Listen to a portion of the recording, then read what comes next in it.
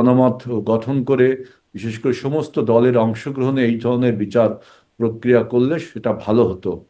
আমরা সেই সময় সেটা প্রতিবাদ করেছিলাম যে সমস্ত দলের অংশগ্রহণে এই বিচারটা যেন হয় এবং এই বিচারের নামে যেন কোনো প্রহসন না হয়। এই বিচারকালীন সময় আমরা স্কাইপ বিতর্ক আরো অনেক কিছু দেখেছি। আহ, এখন এই বিচারটাকে যেহেতু আমরা ওই সময় আপনার প্রক্রিয়াটাকে বিচারকে আমরা বিচার করতে হবে, এটা আমাদের ঠিক, বিচার প্রক্রিয়াকে আমরা প্রশ্ন প্রশ্ন করেছিলাম। এখন সেই জন্য এখন দেখেন যে এই কতগুলো নাম প্রস্তাব করা হয়েছে যে শোক প্রস্তাবে, কিন্তু প্রক্রিয়াকে এটা এখনো প্রশ্নবিদ্ধ গৃহীত করেছিলেন, হয়নি। কিন্তু ধরেন যারা আসামির মানে কাঠগড়ায় ছিলেন বা যাদের দণ্ডপ্রাপ্ত হয়ে যাদের নামে শোক প্রস্তাব আনা হচ্ছে, তাদের ব্যাপারে মানে আপনাদের যেই দলের স্রষ্টা আর কি, দল যিনি তৈরি করলেন, শহীদ প্রেসিডেন্ট জিয়াউর রহমান, তিনি মুক্তিযোদ্ধা ছিলেন বা আপনাদের দলে অনেক মুক্তিযোদ্ধা আছেন, তারা জানেন, একদম চাক্ষুষ তারা সাক্ষী, আপনারাও জানেন নিশ্চয়ই, আমরাও জানি, কিন্তু তারা আর কি প্রত্যক্ষভাবে তারা সাক্ষী দেখেছেন, শুনেছেন। অতএব এইখান থেকেই এই প্রশ্নটা করা যে যাদের বিচার প্রক্রিয়ার আওতায় আনা হলো তাদের ব্যাপারেও কি আপনাদের এই বিষয়টা ছিল যে আসলে বিচার প্রক্রিয়ার মধ্যে যাদেরকে আনা হচ্ছে বা যাদের বিচার করা হচ্ছে তারা আসলে কোনোভাবেই এর সাথে সংশ্লিষ্ট ছিলেন না? না, কোনোভাবে সংশ্লিষ্ট না, এটা আমরা কখনোই বলিনি।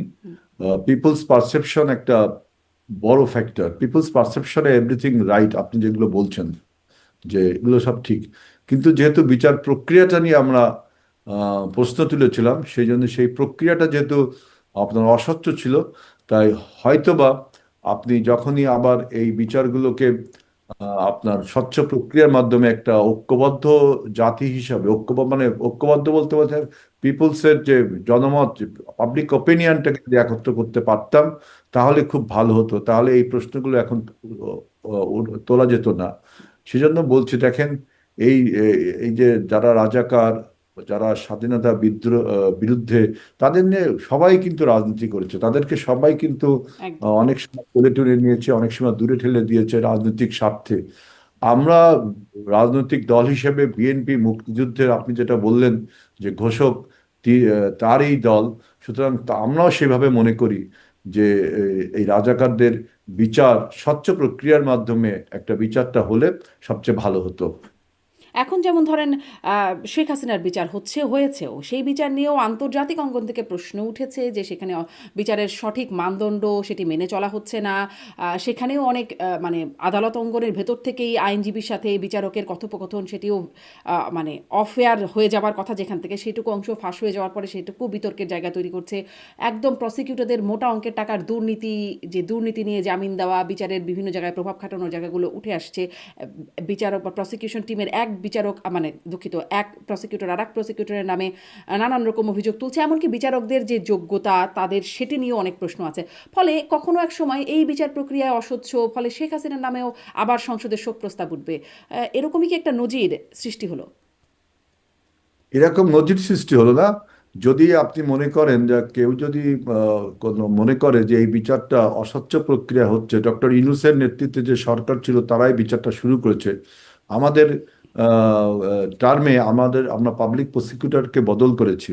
আর আপনি দেখেছেন যে আপনার এতগুলো প্রশ্নের জন্য হোক আর যে কারণেই হোক, বিচার প্রক্রিয়াটা স্বচ্ছ করবার জন্য কিন্তু আমরা প্রসিকিউটরও বদল করেছি। সুতরাং আপনাকে আরো অপেক্ষা করতে হবে যে বিচারটা শেষ পর্যন্ত আহ, ন্যায্যভাবে হচ্ছে কি না।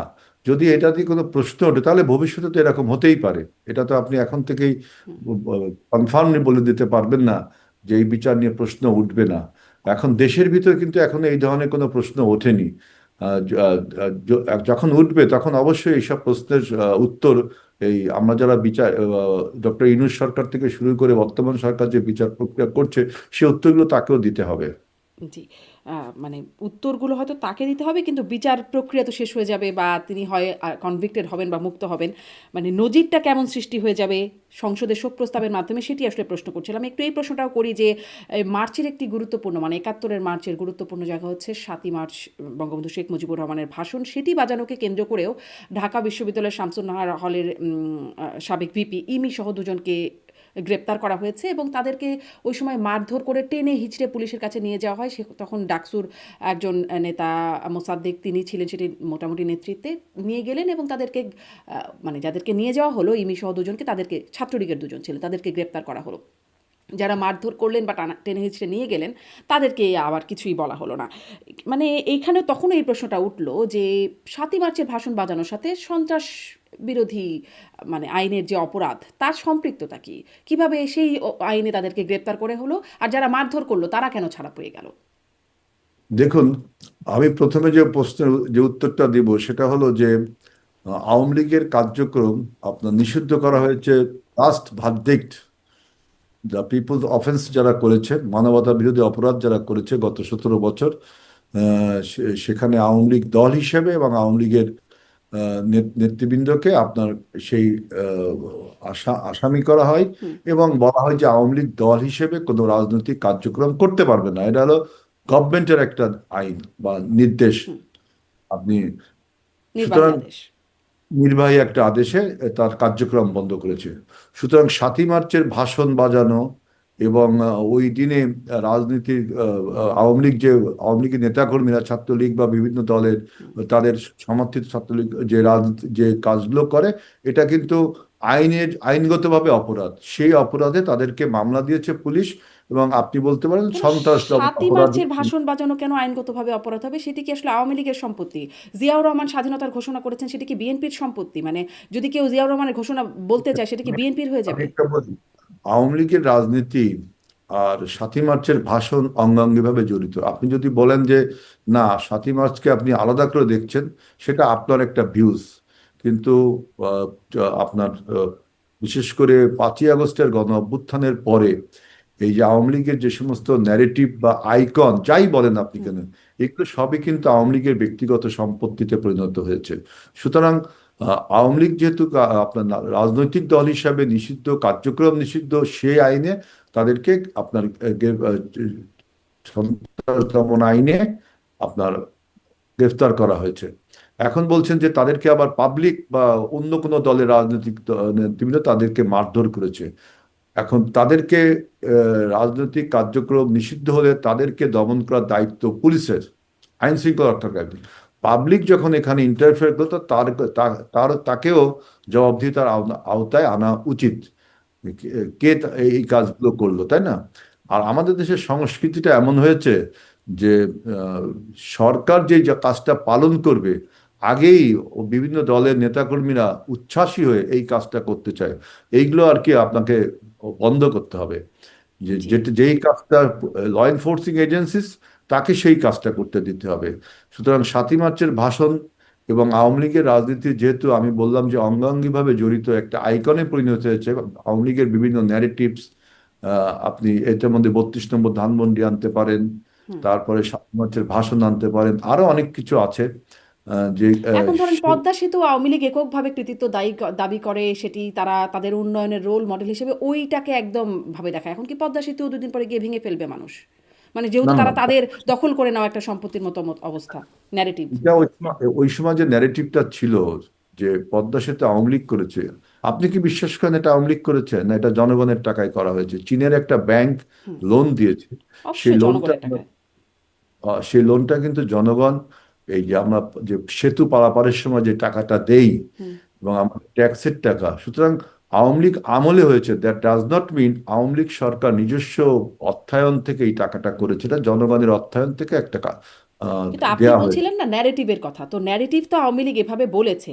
মানে আওয়ামী লীগ বললেই কি আসলে সেটি আওয়ামী লীগের সম্পত্তি হয়ে যাচ্ছে কিনা? না, ৭ই মার্চ আওয়ামী লীগের এটা ন্যারেটিভ, তার মানে কি এটা আওয়ামী লীগের সম্পত্তি? ৭ই মার্চ কি আমাদের ইতিহাসের অংশ নয়? ৭ই মার্চের ইতিহাসের অংশ, এটা তো আমি বলছি না। 7ই মার্চে তাহলে ৭ই মার্চের ভাষণ বাজারে কেন সেটি অপরাধ হবে? যদি এখন পর্যবেক্ষণ করেন তো বলেন, তাহলে কিন্তু আপনি আরেকটি আলোচনায় চলে যাবেন। সেজন্য আপনাকে অনেক সময় দিতে হবে। কারণ 7ই মার্চে কি আমাদের পূর্ণাঙ্গ স্বাধীনতা ঘোষণা করা হয়েছিল? না। এই নিয়ে অনেক বক্তব্য আছে। যেবারের সংগ্রাম মুক্তির সংগ্রাম, দ্যাট মিন সংগ্রাম হবে। হুম। দ্যাট ডাজ নট মিন সংগ্রাম we are starting the hmm. Struggle, তা বলছে না। কিন্তু আরো অনেক কথা আছে সেখানে। যেমন আপনার বক্তব্য কিভাবে শেষ করা হয়েছিল, এইসব অনেক প্রশ্ন আছে। আমি ইতিহাসের এই সমস্ত প্রশ্ন এখন আর সামনে তুলতে চাচ্ছি না। আমি শুধু বলতে চাচ্ছি 7ই মার্চের এই ভাষণটা নিয়ে আওয়ামী লীগ এমন অবস্থা করেছে, এটা আর জাতীয় সম্পত্তিতে থাকেনি, জাতীয় সম্পদও থাকেনি। এটা আওয়ামী লীগের একটা সম্পত্তিতে পরিণত হয়েছে। এটা যদি জাতীয় সম্পদে পরিণত হতো, করতে পারতো Awami League, that was the good. But এটা করতে পারিনি বিধায় আজকে এগুলো আওয়ামী লীগের একটা আইকন বা ন্যারেটিভ যেভাবেই এই বলেন। জন্য সাতই সুতরাং মার্চের ভাষণ বাজালে 7ই মার্চের ভাষণ বাজালে তাকে গ্রেপ্তার করা জায়েজ, মানে যায়। জায়েজ মানে আমি বলছি, যেহেতু আওয়ামী লীগের কার্যক্রম নিষিদ্ধ, তা আপনার রাজনৈতিক কার্যক্রমের মধ্যে তো এটা পড়ছে। রাজনৈতিক কার্য, কিন্তু আপনি আমার ইমি সাথে ইমি তো অনেক ছাত্রলীগ বা আওয়ামী লীগের কেউ না, মানে সে ডাকসুর সাবেক একটা হলের ভিপি ছিল। তাকে কেন গ্রেপ্তার করা হলো মারধর করে? আচ্ছা, ছাত্রলীগ না হয় বুঝলাম নিষিদ্ধ সংগঠনের সদস্য, তাদেরকে গ্রেপ্তার করা হয়েছে, কিন্তু ইমিকে কেন গ্রেপ্তার করা হলো?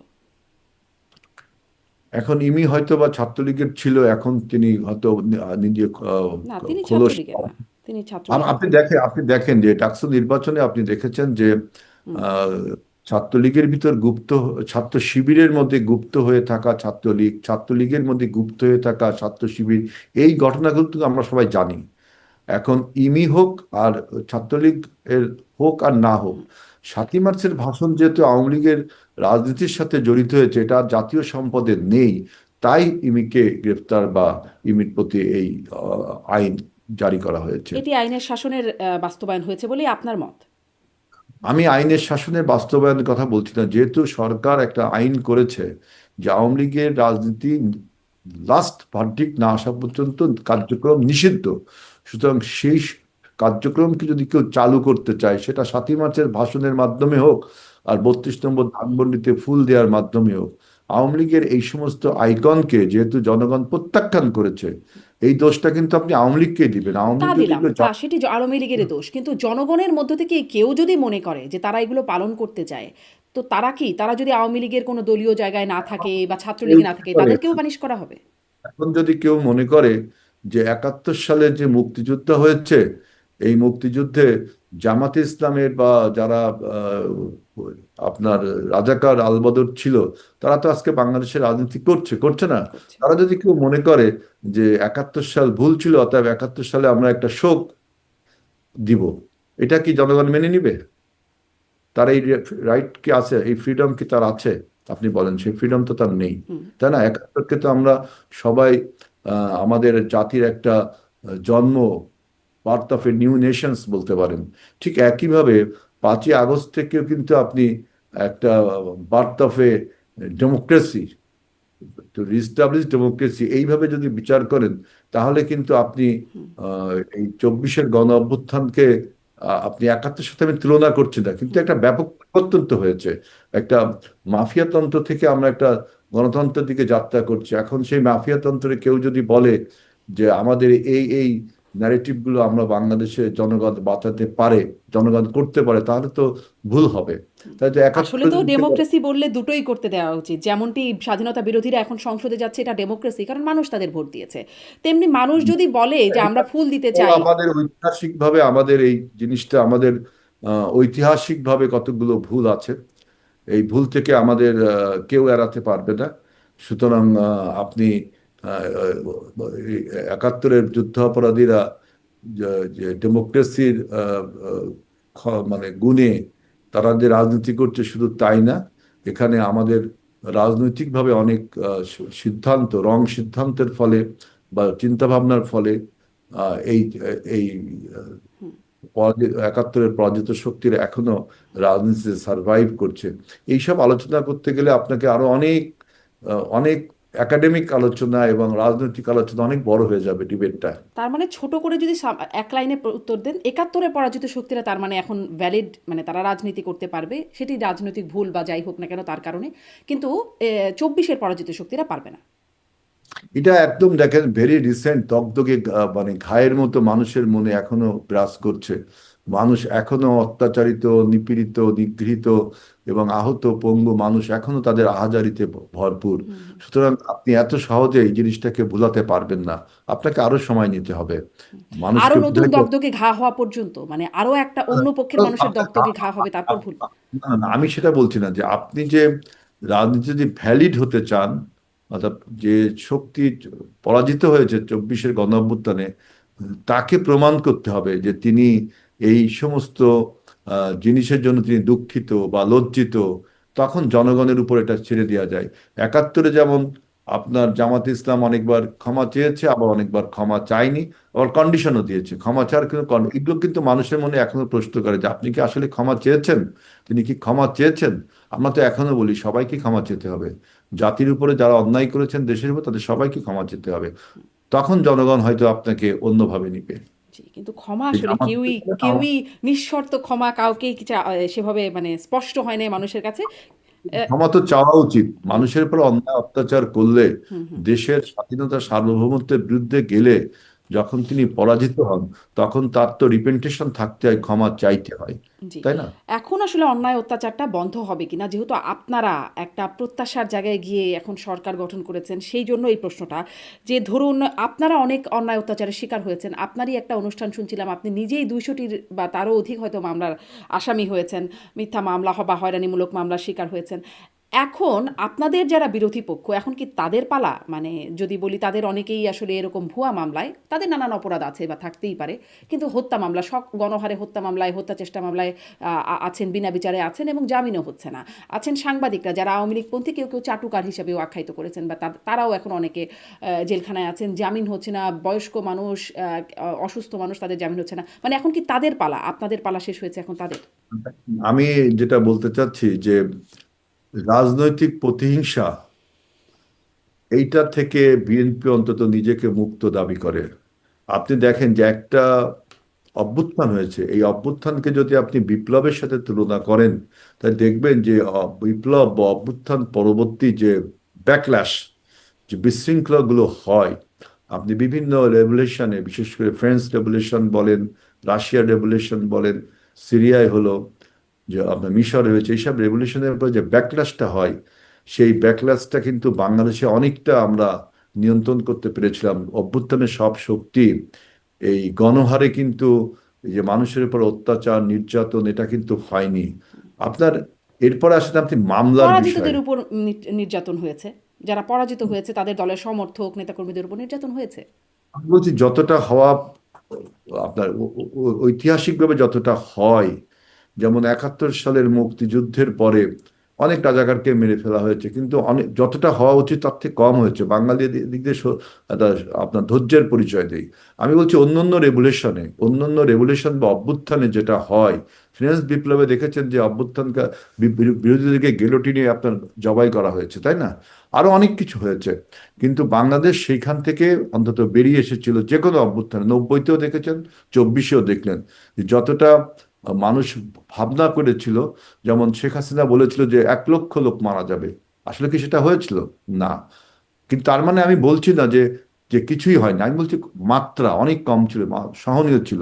এখন আপনি আসতে পারেন যে এটা একটা স্বাভাবিক ঘটনা হিসেবে ধরে নিতে পারেন, কারণ একটা বিপ্লবের পর পরাজিত শক্তির এইগুলোই হয়।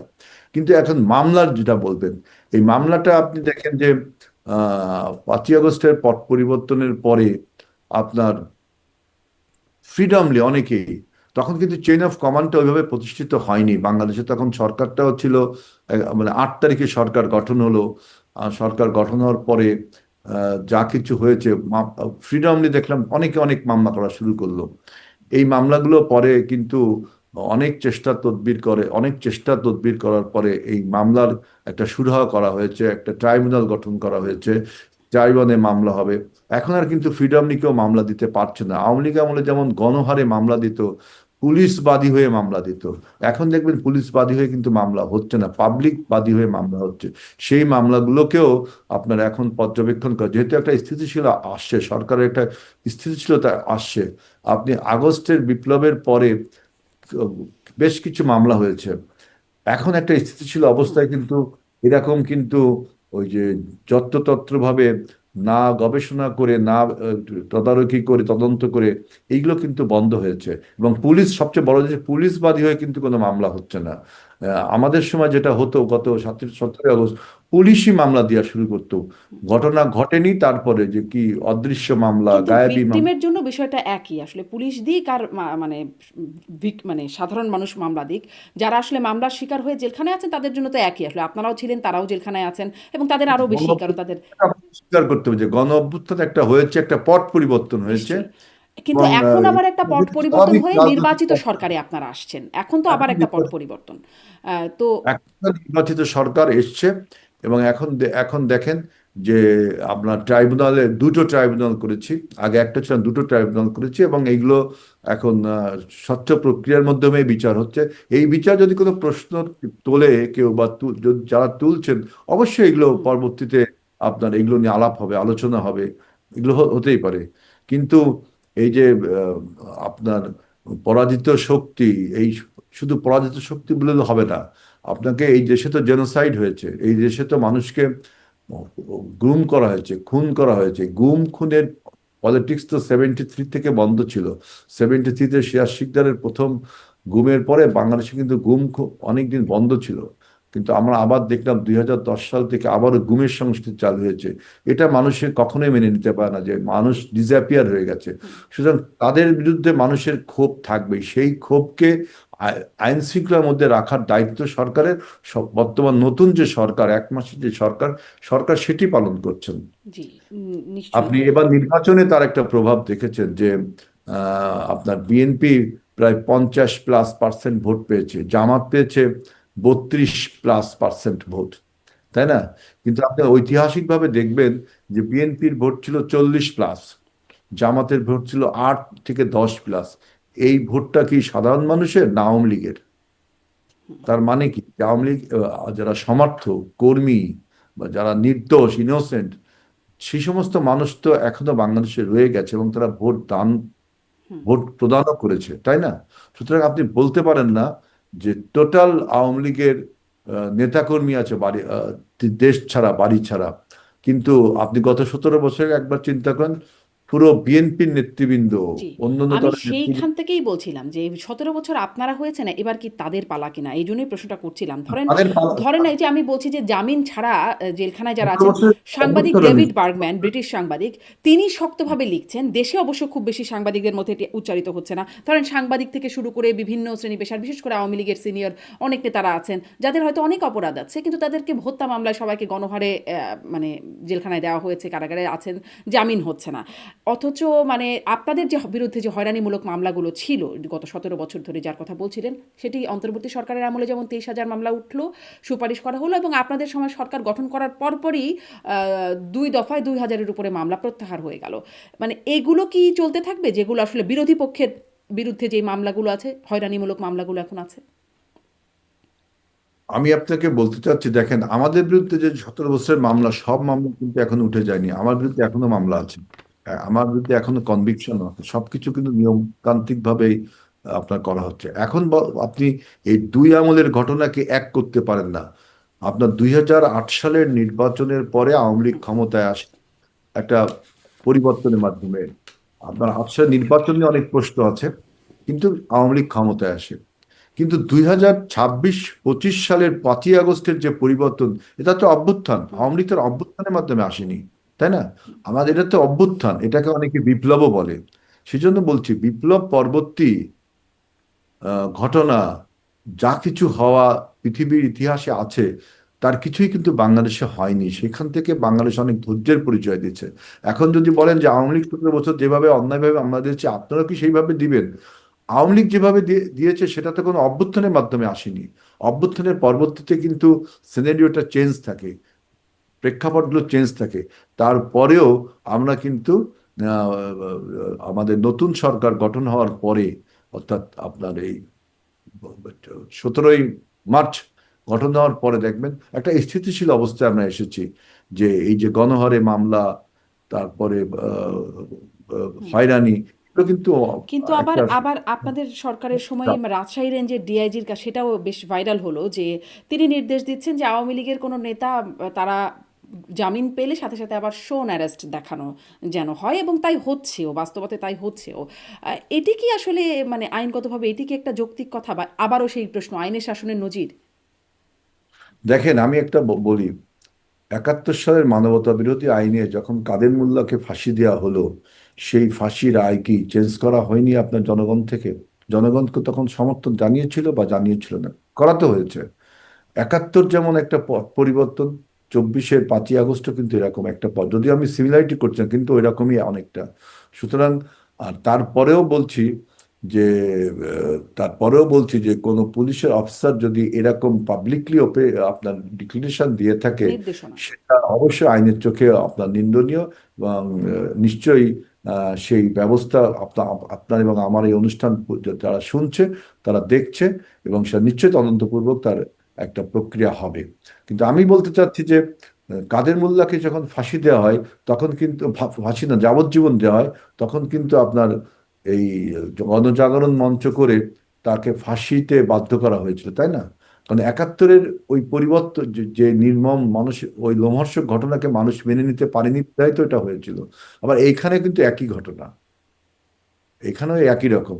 তারপরেও একটি ন্যায়ভিত্তিক এবং একটি আপনার বিচার ভিত্তিক সমাজ ব্যবস্থা গড়ে তোলবার জন্য বর্তমান সরকার, তারেক রহমানের নেতৃত্বের সরকার, আইন শৃঙ্খলাকে যথার্থভাবে পরিচালনা করবার জন্য আপনি এখন দেখবেন যে এরকম আপনার মামলার আন্দাজে মামলার হিড়িক। হুম। কিন্তু মানবতা বিরোধী যারা অপরাধ করছে, তাদের মামলা তো চলবে, জি, তাদের বিচার নিশ্চয়ই, তো চলবে। নিশ্চয়ই। যারা অপরাধ করেছে তাদের মামলা তো চলতেই হবে। কিন্তু প্রশ্ন হচ্ছে ওই যে ডিআইজির সেই নির্দেশনা, তারপরে ডিআইজির বিরুদ্ধে কোনো ব্যবস্থা হয় নাই। বরং ডিআইজি যে নির্দেশনা দিলেন, সেই নির্দেশনা অনুযায়ী কাজ হচ্ছে।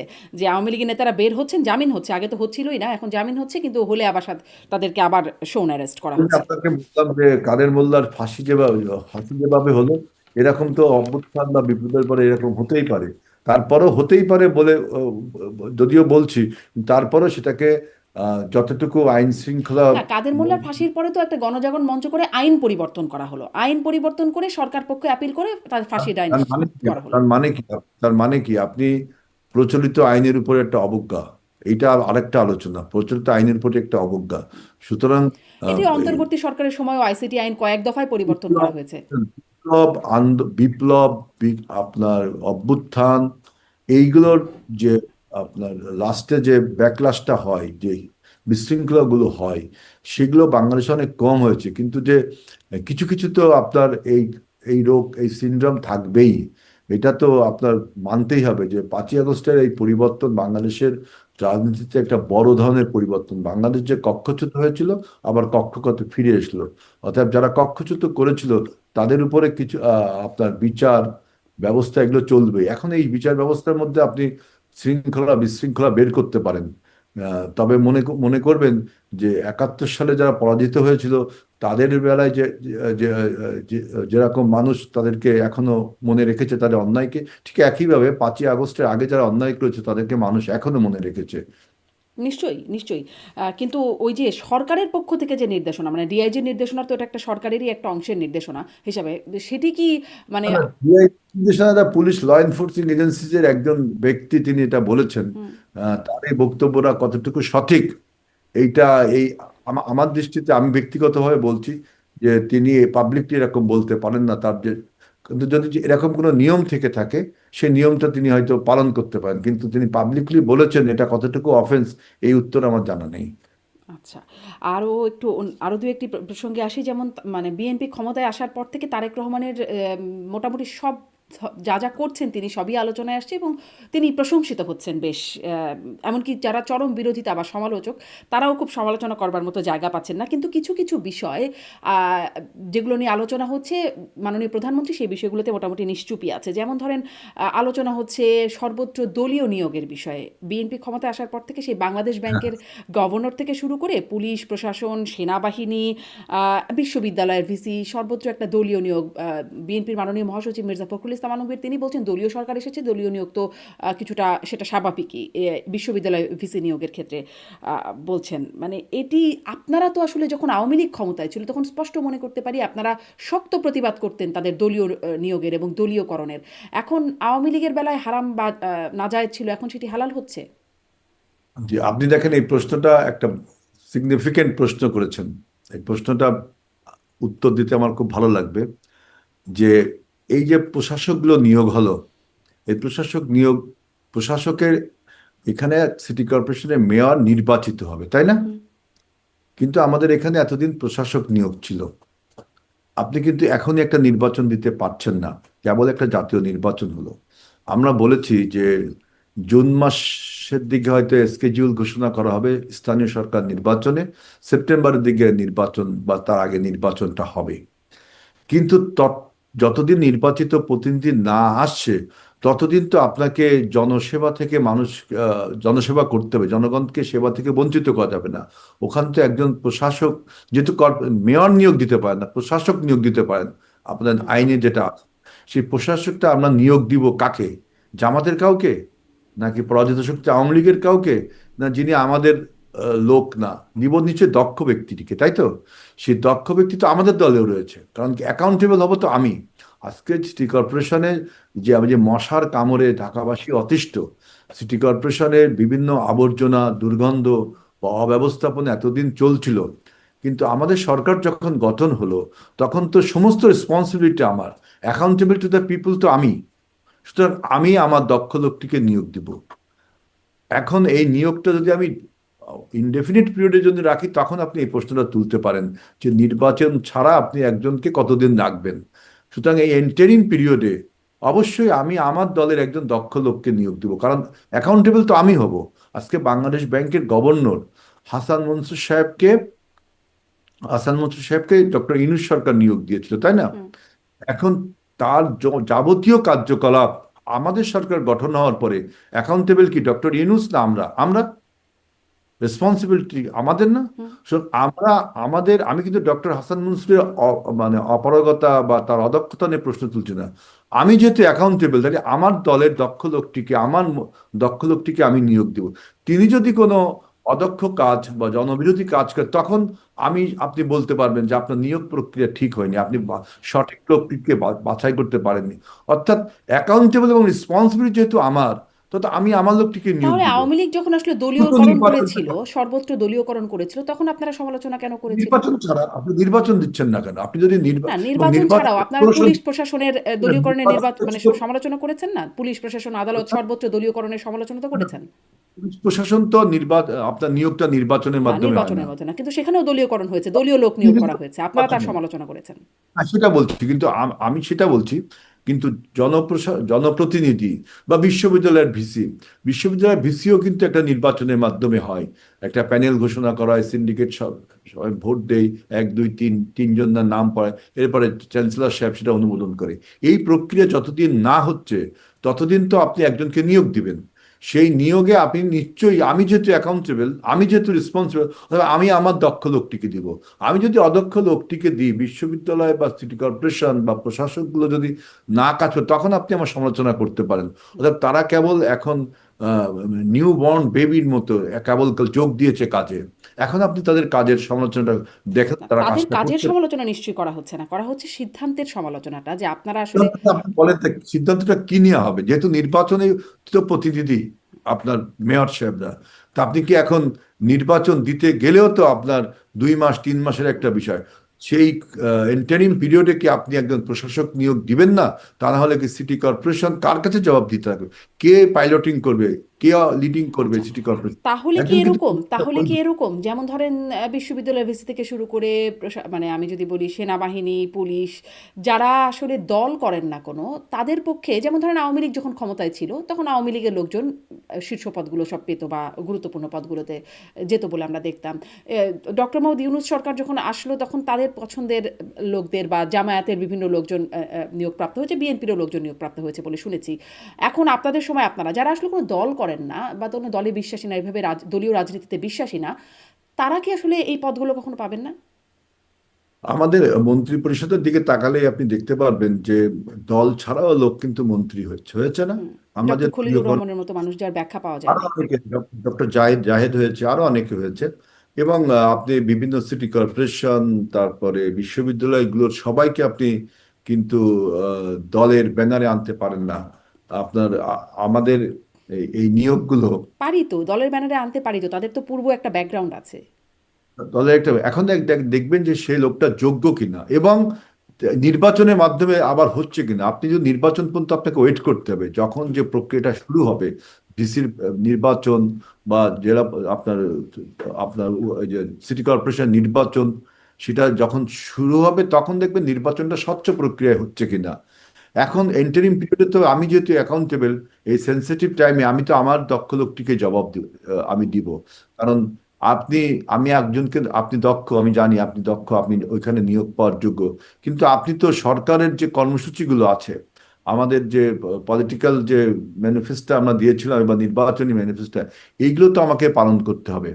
এইগুলোকে পালন করতে গেলে যদি আমি আমার দক্ষ লোকটিকে না বসাই, আচ্ছা, এই প্রশাসন কি করে কারণেই কাজ কি করবে? জনাব আজিজুল বাড়ি হেলাল, এটা আমার একটা কৌতূহল থেকে প্রশ্ন, এই কারণেই কি যে দলীয় লোকজন ভালো ভালো পদ পাবে, কারণ তাদের সাথে একটা অ্যালাইন হয় বা একটা কোঅর্ডিনেশনের সুযোগ হয়, এই রকম একটা যুক্তিতে যখন দলীয় লোকজনগুলো গুরুত্বপূর্ণ পদে পায়, তখন আমার মনে পড়ে যে ওবায়দুল কাদের যখন আওয়ামী লীগ ছিল, ওবায়দুল কাদের তিনি বলতেন সব কাউয়া হাইব্রিড ফার্মের মুরগি সবাই এসে ঢুকছে দলে। আমি জিজ্ঞাসা করতাম যে কেন তারা আসলে ঢোকে, নিশ্চয়ই কোনো বেনিফিট পায় বলে, এমনকি বিভিন্ন দল থেকেও নাকি সেখানে গিয়ে গিয়ে ঢুকছিল এবং আসলে হচ্ছিল তাই। এরকম ঘটনা বিএনপির ঘটবে না তো? সব কাউয়া হাইব্রিডগুলো বিএনপিতে এসে ঢুকবে না তো? না, এখন পর্যন্ত যদি হয়নি যোগ্য লোকটি, আপনি ডক্টর খলিলুর রহমানের কথা বলছিলেন, দেখেন খলিলুর রহমানকে কিন্তু আমরা অপসারণও চেয়েছিলাম, আপনার মনে থাকার হুম, কথা। কিন্তু এখন আমরা তাকে কি পররাষ্ট্রমন্ত্রী হিসেবে নিয়োগ দিয়েছি না। হুম, হুম। কারণ কি, বিএনপির যে আপনার ফরেন পলিসি, যে আপনার এতদিন বাংলাদেশের ফরেন পলিসি ছিল friends to all malice two নান, এটা ছিল বাংলাদেশের ফরেন পলিসি। এখন কিন্তু আমরা সেখান থেকে সরে এসেছি। আমাদের নির্বাচনী ম্যানিফেস্টো ছিল যে বাংলাদেশ ফার্স্ট, সবার আগে বাংলাদেশ, অর্থাৎ বাংলাদেশের স্বার্থটা আগে দেখতে হবে। এখন খলিলুর রহমান সাহেবের যে ফরেন পলিসি তিনি বিশ্বাস করতেন, সেই পুরনো মান্দাত্তা আমাদের ফরেন পলিসি, আমরা তখন সেটা তার সাথে একমত হইনি। আমাদের যে এখন যে ফরেন পলিসি, নিশ্চয়ই তিনি আমাদের এই ফরেন পলিসির সাথে একমত হয়েছেন, সেজন্য আমরা তাকে দিয়েছি, তাই না? তা অর্থাৎ ডক্টর জাহেদ তিনি কি আমাদের দল করতেন? আমরা যে সমস্ত রাজনৈতিক কর্মসূচি আমরা মনে করি, সেই সমস্ত পলিসির সাথে তার মতামতের এক হয়েছে।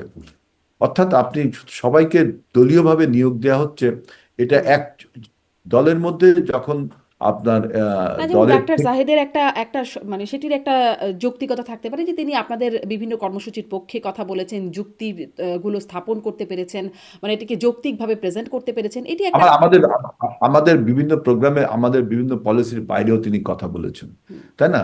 সবসময় যে আমাদের কথা তিনি লেটার টু লেটার বলবেন তা না।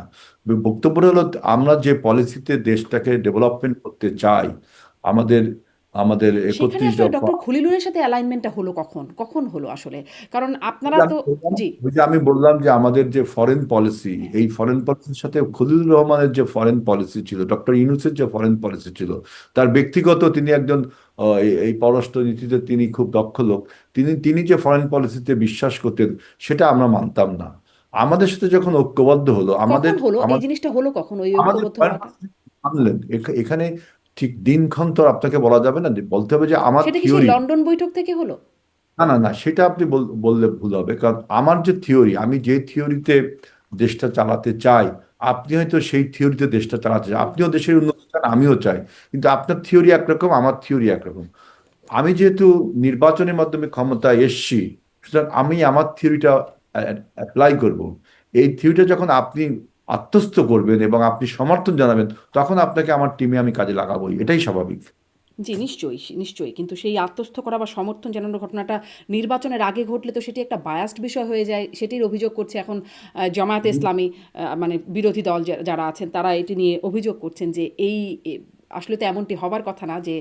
হ্যাঁ, অভিযোগ তো থাকবেই, হ্যাঁ, অভিযোগ থাকবেই। অভিযোগের খণ্ডন তো আমি করলামই, যে আমরা তো নির্বাচনের আগে তার পদত্যাগ দাবি করেছিলাম, করেছিলাম না? হুম, আমি বললাম যে কোন সত্ত্বে, যে আমাদের ফরেন পলিসির সাথে তার ফরেন ভিউজ জি, এক ছিল না। যখন তিনি আমাদের সমর্থন জানালেন যে হ্যাঁ আপনার ফরেন পলিসি ঠিক আছে, আপনার ভিউজ এইভাবে এভাবে পালন করা যায়, তখন আমরা তাকে কাজে লাগালাম। জি। এটা একটা পূর্ণ প্রশ্ন যে কখন থেকে আসলে সমর্থন বা এই ঐক্যবদ্ধ হওয়ার ঘটনাটি কখন থেকে? কারণ ঠিক তিনি ফ্ল্যাগওয়ালা গাড়িতে এসে আবার ফ্ল্যাগওয়ালা গাড়িতেই ফিরলেন আরকি। মাঝখানে তো কোনো সময়ের ব্রেক দেখা গেল না। ফলে এই প্রশ্নটা মানুষ করছে যে কখন থেকে সেই ঐক্যবদ্ধ হওয়ার ঘটনাটি ঘটল? প্রশ্ন থাকবেই, উত্তর তো এটাই হবে যে আমার নীতির সাথে আপনার নীতির যখন মতের মিল হবে, তাই না? পৃথিবীতে আপনার এই যে আপনি দেখেন যে যারা স্বাধীনতা বিরোধী, তারা কি বাংলাদেশে এখন রাজনীতি করছে না? করছে বিরোধী দলে। করছে না। হুম, তাহলে আমি তো বললাম যে আ- আপনার কাল, সময়, প্রেক্ষাপট অনেক কিছু বদলে দেয়। নিশ্চয়ই, কিন্তু অনেক আমার কিছু আসলে আমাদের বক্তব্য মাথার যে উপর দিয়ে যায় আমাদের তো। না না না আমাদের বক্তব্য হলো যে বিএনপি আপনার যতবার দেখবেন আপনি ক্ষমতায় এসেছে জনবান্ধব কিছু কাজ করেছে। এই এই আলোচনা আপনি তোলেননি, তারপর এই জন্য আমি স্টপ রাখলাম। কিন্তু আমাদের দেশকে ডেভেলপমেন্টের জন্য, দেশের ফরেন পলিসি, দেশের ইকোনমিক পলিসি, এই সমস্ত পলিসির সাথে যদি আপনি দ্বিমত করেন, তখন তো আপনাকে আমার টিমে রাখবো না, তাই না? আমরা সেজন্য পতাকা দাবি করেছিলাম। এখন দেখা যাচ্ছে যে আমাদের ফরেন পলিসিকে যদি আমরা সামনের দিকে নিয়ে যেতে চাই, যে বাংলাদেশ ফার্স্ট, সবার আগে বাংলাদেশ, বাংলাদেশের স্বার্থটা আমরা দেখবো, যেমন আমাদের একজন পররাষ্ট্র প্রতিমন্ত্রী শামা ওয়াজ তিনি বলেছেন যে মেরুদণ্ড সোজা করে দাঁড়াবে বাংলাদেশ। আমরা এই ধরনের নেতৃত্ব দেখতে চাই।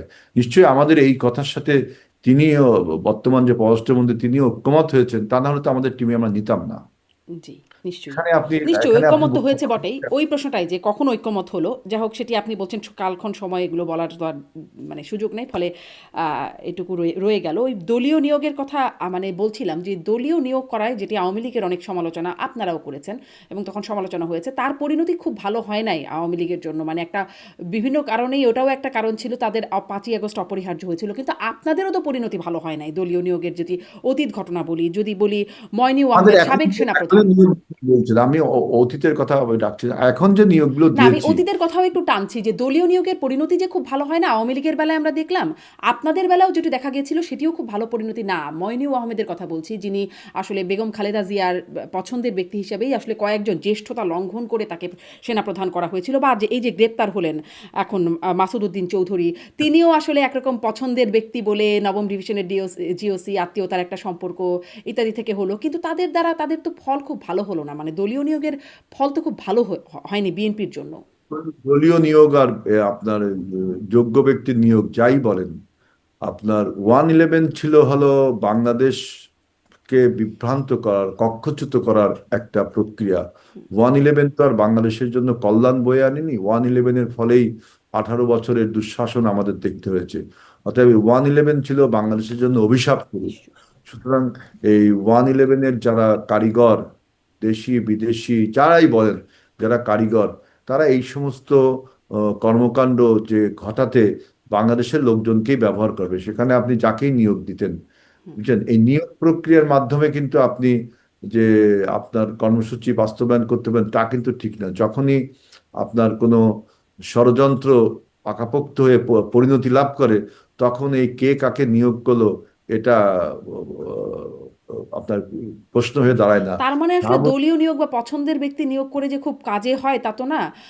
আবার দক্ষ লোককে নিয়োগ করে যে খুব কাজের হয়, তাও কিন্তু ঠিক না। শাহাবুদ্দিন অন্তত ওই সমালোচনাটা হয় না যে দলীয় নিয়োগ হয়েছে, দক্ষ ব্যক্তির মানে জ্যেষ্ঠতা অনুযায়ী বা নিয়ম অনুযায়ী গেছে। যেগুলোকে বলছি যে এন্টারিম পিরিয়ডের জন্য, যতদিন না নির্বাচনটা হচ্ছে, আপনি যদি নির্বাচনটা অনেকদিন পিছিয়ে দেওয়া হয়, তখন আপনি বলতে পারেন যে আপনি দলীয় নিয়োগ দিয়ে দেশ চালাচ্ছেন। ধরেন কিন্তু পুলিশ প্রশাসন সেনাবাহিনী সবখানেই রদবদল হয়েছে, আপনাদের পছন্দের লোকজন এটা তো গেছেন। রদবদল হবেই। আপনি বলেন যে একটা নতুন সরকার আসলে সে তো প্রশাসনকে ঢেলে সাজাবে, এটাই স্বাভাবিক।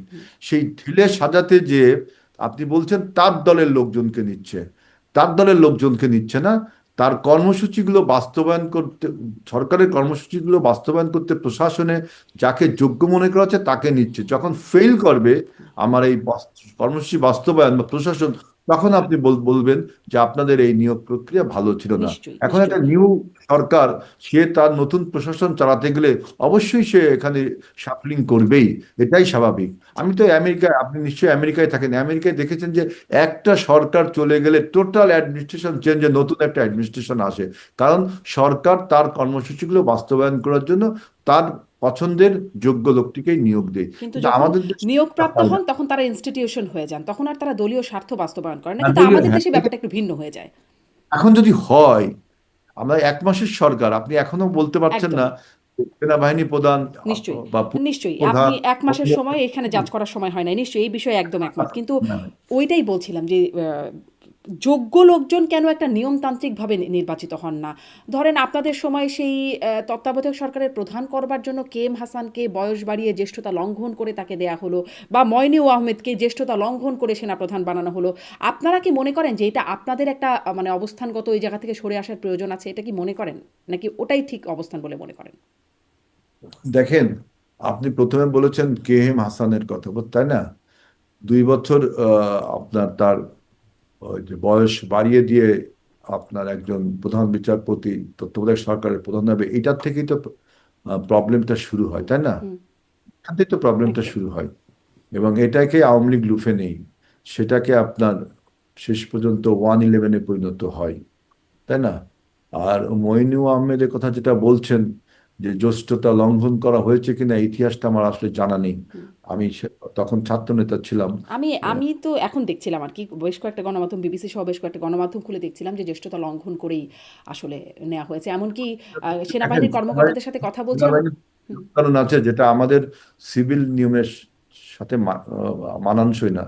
যেমন ওদের একটা ব্যাচের উপরে একটা পর্যায়ে দেখলাম, একটা র্যাঙ্কের পরে যদি তিনি একটা প্রমোশন না পান তাহলে অবসরে চলে যান, তাই না? খুব সম্ভব ব্রিগেডিয়ার বা জেনারেল এখান থেকে হবে। হুম। ব্রিগেডিয়ারের পরে উনি যদি মেজর জেনারেল, এখন তো ব্রিগেডিয়ার জেনারেল হয়েছে, না হতে পারেন পরপর 2বার, তখন তিনি অবসরে চলে যান। ওদের প্রমোশনটা হয় আপনার সে যে প্রমোশনটা পেলো কিনা, তারপরে তার চাকরির উপর নির্ভর করে। সেনাবাহিনীর নিয়মটা আসলে সিভিল নিয়ম থেকে অনেক ব্যতিক্রম। সুতরাং তখন কিভাবে হয়েছেন উনি, নিশ্চয়ই কোনো আইন, নীতি, নিয়ম মানে করেই জ্যেষ্ঠতা হয়েছে। লঙ্ঘন, মানে সেই লাইনে যারা ছিলেন সেই লাইনটা লঙ্ঘন করে তাকে জ্যেষ্ঠ যে ব্যক্তি তিনি যদি প্রমোশন পাওয়ার যোগ্য না হন, সেনাবাহিনীতে কিন্তু এটা হুম, আছে, জ্যেষ্ঠ যে ব্যক্তি তিনি প্রমোশন পাওয়ার যোগ্য না, হয়তো আপনি বলছেন প্রমোশন পাওয়ার যোগ্য, আমি বলছি প্রমোশন পাওয়ার যোগ্য না। একটা বোর্ড বসে প্রমোশনের জন্য, সেই জ্যেষ্ঠ ব্যক্তিকে প্রমোশন দেওয়া হয়নি বিধায় তৃতীয় নম্বর বা দ্বিতীয় নম্বর যিনি ছিলেন তিনি প্রমোশনটা পেয়ে গেছেন, এবং তখন তার চাকরি আর থাকে না। এটা সেনাবাহিনীর নিয়ম, আমি যতদূর জানি, সিভিল ল মতো না এটা। এটা কি একটু বলবেন? মানে মানে আপনাদের কি মনে হয় ১/১১ নিয়ে এত আলোচনা। ১/১১-তে বিশেষ করে বর্তমান প্রধানমন্ত্রী তারেক রহমান এবং তার ভাইয়ের উপর যে নির্যাতনটা হলো, মানে আপনাদেরই তো সেই সময় এই লোকগুলো তো মোটামুটি পছন্দের লোক ছিল, বা যদি বলি এই যে যাকে এখন গ্রেপ্তার করা হলো মাসুদ উদ্দিন চৌধুরী, তিনি সম্পর্কে মামা হন তারেক রহমানের। তিনি কেন মানে এই নির্যাতনের কলকাঠিটা নাড়লেন? কেন এই নির্যাতন করলেন? তিনি সম্পর্কে মামা হন, এই তথ্যটি আপনার কাছে সঠিক না।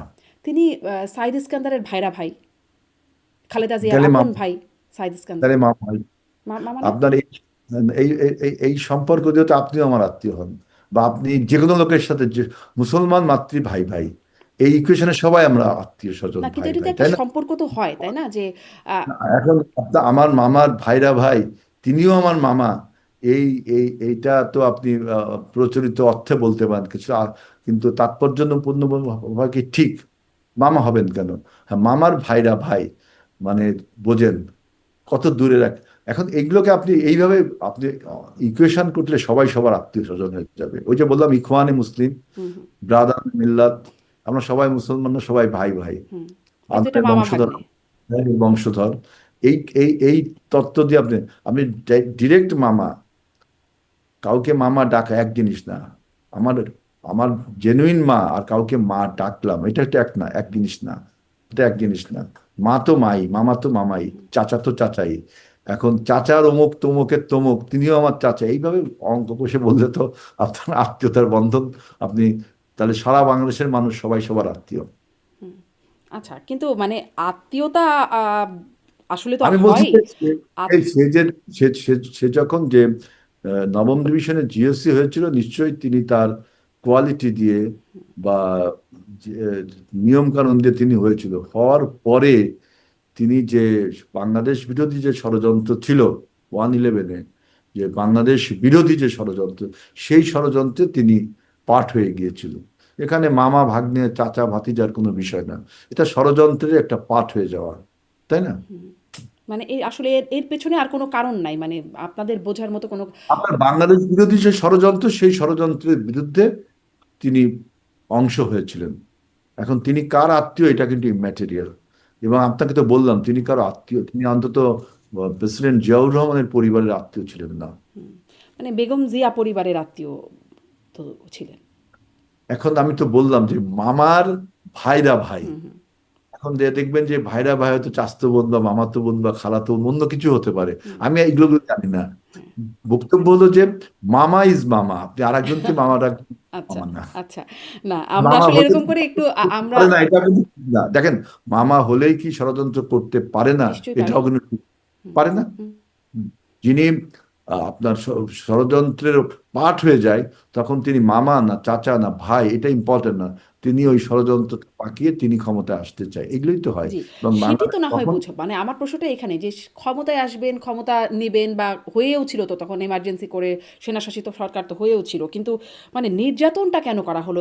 এই মাত্রায় নির্যাতন সেটি তো খুব সেটির কারণ কি? সেটির কি কোনো কারণ ছিল? ওনারা জিজ্ঞেস করতেন যে মাসুদুল আহমেদকে যে আপনি কেন জনগণের উপরে এত নির্যাতন করলেন, হুম, তাহলে উনি ভালো উত্তর দিতে পারতেন, কারণ জি। আমিও যখন নির্যাতিত হয়েছিলাম, আমিও গ্রেফতার হয়েছিলাম, ছাত্রলীগের সেক্রেটারি রোটন আমার সাথে হুম, গ্রেফতার হয়েছিল, আমরা জেলখানায় সবাই একসাথে ছিলাম, নির্যাতনও ভোগ করেছিলাম হুম, সেনাবাহিনীর কাছে একসাথে।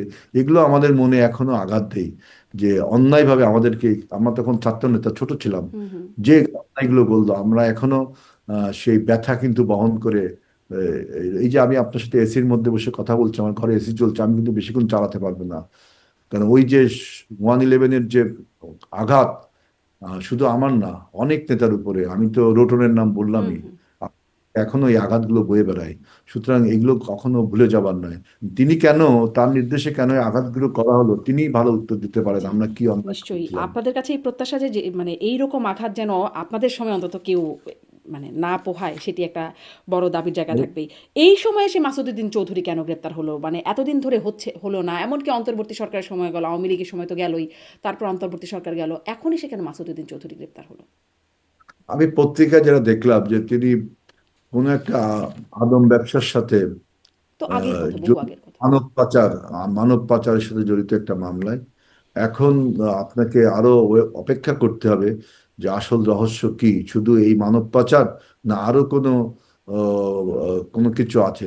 তবে এটা আমি বলতে নির্দ্বিধায় বলতে পারি যে 111-এর ফলে তিনি দেশের যে সর্বনাশ করেছিল, দেশকে যে 17 বছরের বা 18 বছরের স্বৈরাচার উপহার দিয়ে গিয়েছিল, মাফিয়া উপহার দিয়ে গিয়েছিল, এই জন্য তার বিচার হওয়া উচিত। এবং হুম। আমার প্রিয় ছাত্র নেতাদেরকে যেভাবে অত্যাচার করেছিল, সব ছাত্র নেতাদেরকে কিভাবে অত্যাচার করেছিল, এটা মানুষের উপরে মানে আঘাত করেছিল। এরকম যে কারণটা হচ্ছে 111 মানে মানে অজুহাত যদি নাও বলি কারণ যে কারণে গ্রেপ্তার হচ্ছেন এটি হচ্ছে 111 কিন্তু থিওরিটিক্যালি বা খাতা কলমে দেখানো হচ্ছে আদম পাচার। এটা আপনাকে আরো অপেক্ষা করতে হবে, আপনাকে আরো রিপোর্টগুলো যখন আমরা পূর্ণাঙ্গ পাবো, হুম, কারণ আমি তো সরকারের বা কোনো ডিপ স্টেটের লোক না, আমি আপনার মতোই একজন জনতাই ধরতে পারেন, যদিও আমি এমপি, কিন্তু আমি পত্রিকায় দেখেছি যে মানব পাচারের সাথে জড়িত ছিল এবং কিছু বিশৃঙ্খলার সাথে মানে ইকোনমিক করাপশনের সাথে জড়িত ছিল। এখন আপনাকে আরো অপেক্ষা করতে হবে যে আসলে আরো কি কি বিষয়, তখন একটা পূর্ণাঙ্গ চিত্র আপনাকে দেওয়া যেতে পারে। জি। শেষ প্রশ্নে আসি একটু যে জ্বালানির বিষয়টা সেটি এখন খুব একটা হাইপ তুলছে বাংলাদেশে। কারণ সরকারের পক্ষ থেকে বলা হচ্ছে জ্বালানি মন্ত্রী বলছেন যে যথেষ্ট তেল মজুদ আছে, জ্বালানি মজুদ আছে। সড়ক পরিবহন মন্ত্রী বলছেন কোথায় তেল নাই আমাকে জানান আমি তেল দেবো আমি। এরকম কথা ভাইরাল হচ্ছে। কিন্তু আবার পাম্প থেকে জানানো হচ্ছে তেল নাই বা মানুষ তেল পাচ্ছেন না। এই অনাস্থার জায়গাটা কিভাবে দূর হবে বা এটা আসলে কতদিন চলবে এরকম? দেখেন, আমি এখানে বলতে চাই, বাংলাদেশে কিন্তু কথা মানার রাজনীতি, এটা একটা বহুল প্রচলিত শব্দ, অনেকে অনেক কথা বলে। আবার বাংলাদেশের মানুষ যে হুজুকে, হুজ্জতে বাঙালি, একটা কথা আছে, ওই যে বিচারপতি হাবিবুর রহমানের একটা বই আছে, হেকমতে চীন হুজ্জুতে বাঙালি, মানে চীনারা হেকমত জ্ঞান দিয়ে কাজ করে, আর বাঙালি হলো হুজ্জুত। আপনি দেখেন, যখন ইরান যুদ্ধ, আমেরিকা এবং ইসরায়েল যুদ্ধ বেঁধে গেল, প্রথমে 1 মাসের যুদ্ধ জুন মাসে একটা হলো, এরপরে এখন আবার যুদ্ধ হলো আজকে প্রায় 1 মাস, তাই না? হুম, এই যুদ্ধ শুরুর অজুহাত দিয়ে কিন্তু আপনি যে কোনো সরকারকে দেখবেন, এই বিএনপি সরকার, এই বর্তমান তারেক রহমানের নেতৃত্বে সরকার ব্যতীত অন্য যে কোনো সরকারকে দেখবেন, যুদ্ধের অজুহাত দিয়ে সাথে সাথে দাম বাড়িয়ে দিয়েছে। ইউক্রেন যুদ্ধের সময় আমরা দেখেছি, হুম, ইউক্রেন যুদ্ধের প্রভাব বাংলাদেশে পড়তে না পড়তেই জিনিসপত্রের দাম বেড়ে গেল এবং বলা হলো যে ইউক্রেন যুদ্ধের প্রভাব। হুম, কিন্তু আপনি দেখেন যে আমরা এই ইরান যুদ্ধের ফলে তেলের দাম কিন্তু বৃদ্ধি করা হলো না, কারণ পূর্ব নির্ধারিত মূল্যে তেল কেনা ছিল এবং সেই তেল আমাদের মজুদ ছিল প্রায় 1 মাসের মতো তেল মজুদ রাখার সক্ষমতা আমাদের সরকারের রয়েছে, মানে যে কোনো সরকারের রয়েছে আমাদের এই দেশে। যে 3টা ডিপো আছে, পদ্মা, মেঘনা, যমুনা, এই ডিপোতে তেলগুলো মজুত করা। অনেকে বলে 45 দিন, অনেকে বলে 1 মাস, আমার মনে হয় 1 মাসের বেশি মজুত করা যায় না। সেই তেলটা আমাদের রয়েছে। এখন যেহেতু একটা হুজুগ তুলেছে যে তেলের স্কারসিটি হবে, তেলের ক্রাইসিস হবে, তেলের দাম বাড়বে, এতে মানুষ আপনার হুমড়ি খেয়ে পড়লো আপনার এই বিভিন্ন তেল ডিপো আবার পাম্পগুলোতে, তাই না? তখন আমরা এখানে রেশনিং ব্যবস্থা করলাম একটা, এবং একটা পার্সিমনি, একটা মিতব্যয়িতার একটা চেষ্টা করা হলো। এখন যেটা বলা হচ্ছে যে মন্ত্রী মহোদয় বলছেন তেল আছে আমাদের, যে 1 মাসের রিজার্ভের হয়তো আপনার 10-12 দিনের তেল খরচ হয়েছে, তাই না? আরো তো তেল রয়েছে। এখন সেই তেলগুলো ডিপোর থেকে পাম্পে যাবে। আমি আমার ব্যক্তিগত গবেষণা থেকে বলছি, সরকারের বক্তব্য আমি বলছি না। আমি দেখলাম যে ঈদের 2-3 দিন ব্যাংকগুলো বন্ধ। সুতরাং ডিপোর লোকগুলো যে পে অর্ডারটা আপনার পাম্পগুলো যে পে অর্ডারটা দেয় ব্যাংকের মাধ্যমে, যে পেমেন্টটা, এই পেমেন্টটা না করতে পারার ফলে এই ডিপোগুলো আপনার তেলগুলো পাম্পে দিতে পারেনি। তো এখানে উচিত ছিল যে এইটা ফোরকাস্টিং করে, আমাদের মন্ত্রী মহোদয়ের ফোরকাস্টিং করে অন্তত এই পেমেন্টের সিস্টেমটা সচল রাখলে পাম্পে তেলগুলো চলে আসতো। আমাদের হুম, তেলের এই হতে যে মজুদটা রয়েছে, কিন্তু এর পরে এখন যে ক্রাইসিসটা হবে, যে আপনি এই তেল শেষ হয়ে গেলে নতুন তেল কিনতে হবে, তখন তো তেলের দাম তো বিশ্বব্যাপী বেড়েছে। তখন সরকারকে একটা চ্যালেঞ্জের মুখে পড়তে হবে।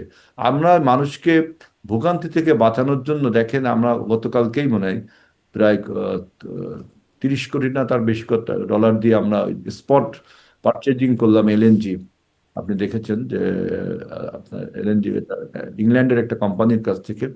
কিন্তু আপনি এইভাবে স্পট পারচেজিং করে বা 1 মাসে বেশি তেল মজুত করতে পারেন না, আর মজুত করতে পারলেও তেলের দাম তো এখন বাড়বে। হুম, সুতরাং সরকারকে এখন উচিত হবে যেটা, সেটা হলো যে আমাদের নতুন জ্বালানির সন্ধান করতে হবে। এই ক্রাইসিসটা অনেকদিন চলবে আমার ধারণা। হুম, আমি, আমার ভুল হতে পারে, অল্প দিনে শেষ হলে তো আমরা বাঁচলাম, শুধু আমরা না, পৃথিবীর অনেক মানুষই বেঁচে গেল, কারণ ওয়াশিংটন, তেল আবিব আর আপনার এই যে তেহরানের যুদ্ধের প্রতিধ্বনি বাংলাদেশ কেন সব দেশের উপরেই পড়ছে। নিশ্চয়ই। সুতরাং আমাদেরকে এখন নিশ্চয়ই বিকল্প জ্বালানির দিকে যেতে হবে, রিনিউয়েবল এনার্জি, হুম, ওয়েস্টের থেকে এনার্জি হয়, আপনার সূর্যালোক থেকে এনার্জি, এই দিকে জানাতে হবে। এবং সরকার দেখবেন যে এই আহ, বিশ্ব পরিস্থিতি বিবেচনা করে 7 সদস্যের একটা কমিটিও গঠন করেছে আপনার এই বিশ্ব পরিস্থিতিতে এই তেল সরবরাহ মোকাবিলা করবার জন্য। কারণ আপনি জানেন যে এই জ্বালানি হলো সভ্যতার চাবিকাঠি। জি। এই জ্বালানি সংকট হলে সবকিছুর দাম বেড়ে যাবে, পরিবহন ব্যয় থেকে সবকিছু, বিদ্যুৎ, অনেক সমস্যা হবে।